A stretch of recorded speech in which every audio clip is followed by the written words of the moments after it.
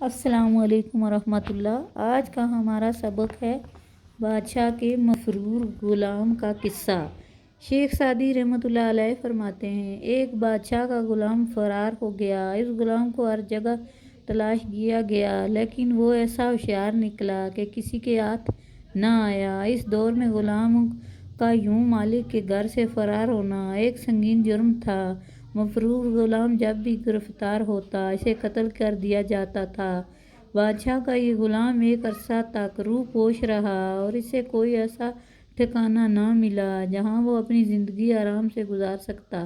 اس پر ہر وقت یہی خوف طاری رہتا کہ بادشاہ کے سپاہی آئیں گے اور اسے پکڑ کر لے جائیں گے۔ اس غلام نے اس بے سکونی سے نجات پانے کے لیے فیصلہ کیا، مجھے بادشاہ کی خدمت میں حاضر ہو کر اپنی اس غلطی کی معافی مانگنی چاہیے۔ شاید بادشاہ کے دل میں اللہ رب العزت رحم ڈال دے اور وہ مجھے معاف کر دے۔ وہ غلام اس سوچ کے ساتھ بادشاہ کی خدمت میں حاضر ہوا اور نہایت عاجزی کے ساتھ اپنی اس گستاخی کی معافی مانگی۔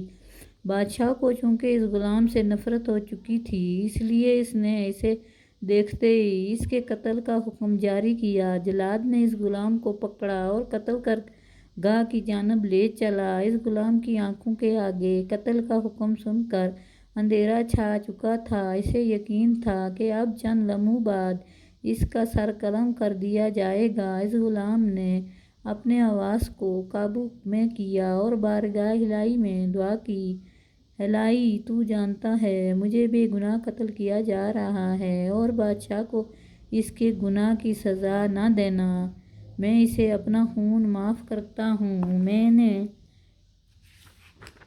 ایک عرصہ تک اس کا نمک کھایا۔ بادشاہ کے کانوں میں جب اس غلام کے الفاظ پہنچے تو اس کی وفاداری سے خوش ہوا اور اس کے قتل کا حکم واپس لیتے ہوئے اسے آزاد کر دیا۔ پھر بادشاہ نے اسے غلام کو اپنے مصاحبوں میں شامل کیا اور منصب وزارت پر فائز کیا۔